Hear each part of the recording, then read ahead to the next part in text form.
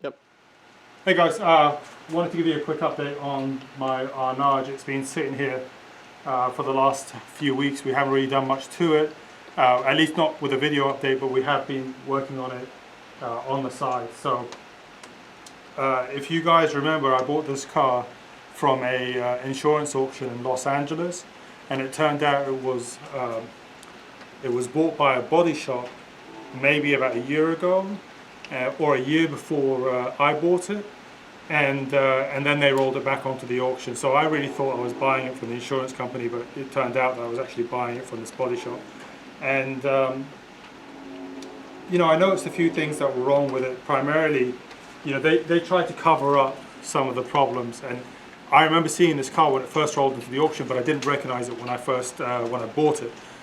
One of the things that I remember seeing was that the side curtain airbag had deployed, and you know, when I bought the car, the side curtain airbag wasn't deployed, and it turns out what they did is they just cut away the side curtain airbag. They cut it with a knife and kind of made it look like it wasn't deployed, but it actually was.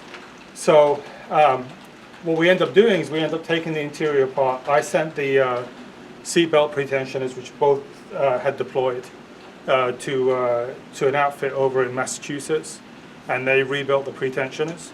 And Vaughan took the headliner apart and replaced the side curtain airbag. I'm going to let him talk about that because it was quite an involved job, and I wasn't involved in it. He did it. So I'm going to switch cameras and let him talk. All right. So Vaughan, just fill us in what happened. What you ended up having to go through here. So as you were saying, they tried to cover up a lot of damage that was done by the airbag deploying, and you can tell they kind of tried to fix it.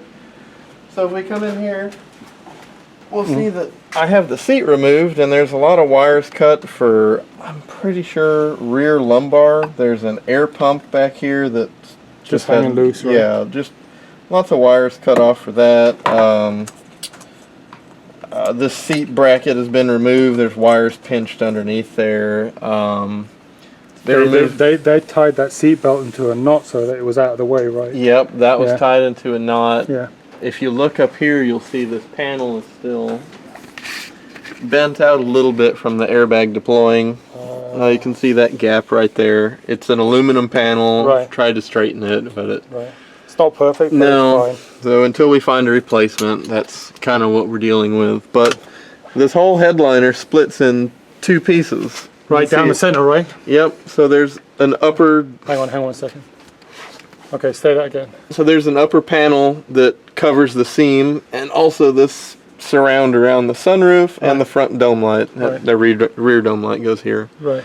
So that covers where these two upper headliner panels meet. Joined together, right? Correct. Right. So and we have that set on the hood of the car so we can show you what that looks like. Yes, and we've had to repair a couple of the little plastic clips that hold it on. They're just things that break.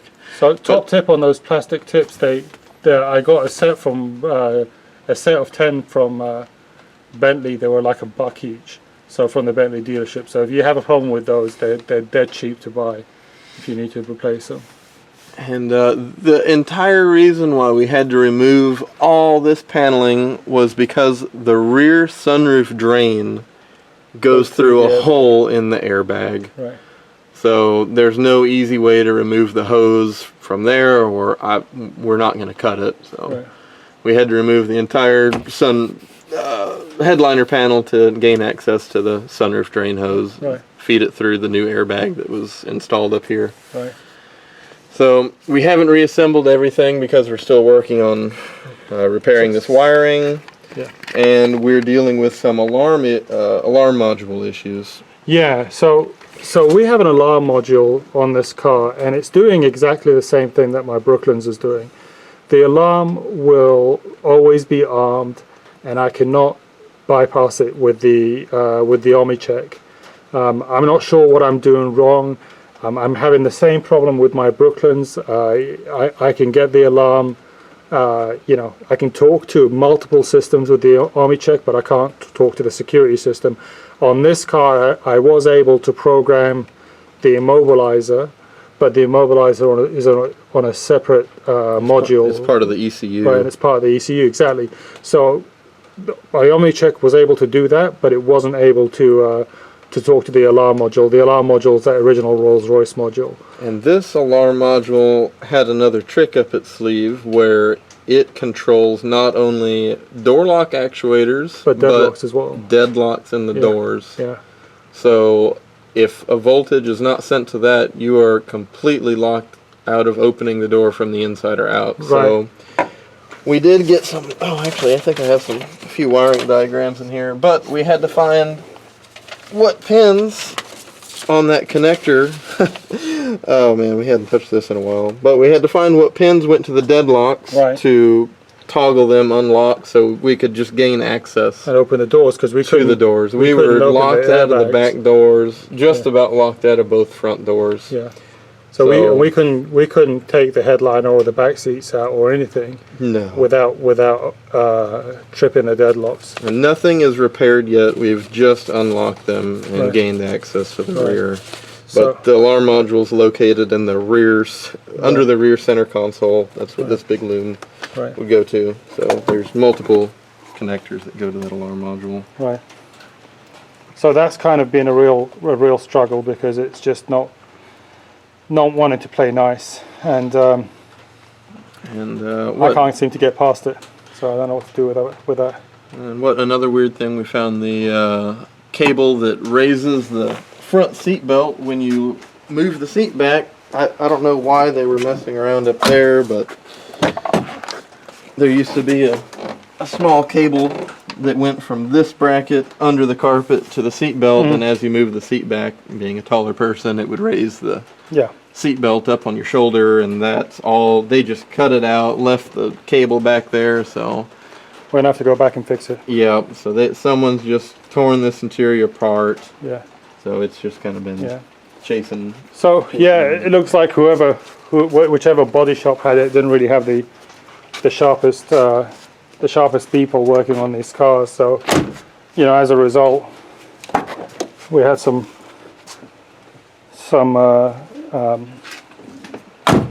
real problems. This is the panel that This is the panel that goes in the center of the headliner. You can see it's these are the fasteners. You kind of screw in there, and it's just beautifully made. But wow, what a pain in the rear to go through. So what else is going on here? Give me the light. Let me show you. So one thing you may remember when I bought this car is that whatever set the airbags off was probably caused by whoever driving this car just clobbering the wheels. Like, look at this, it's just diabolical. I got these wheels, they had no center caps, and all the wheels were gouged. And this one I ended up putting a new tire on because the tire wouldn't even hold air, and actually the wheels in decent shape compared to the rest, but it's still pretty badly gouged.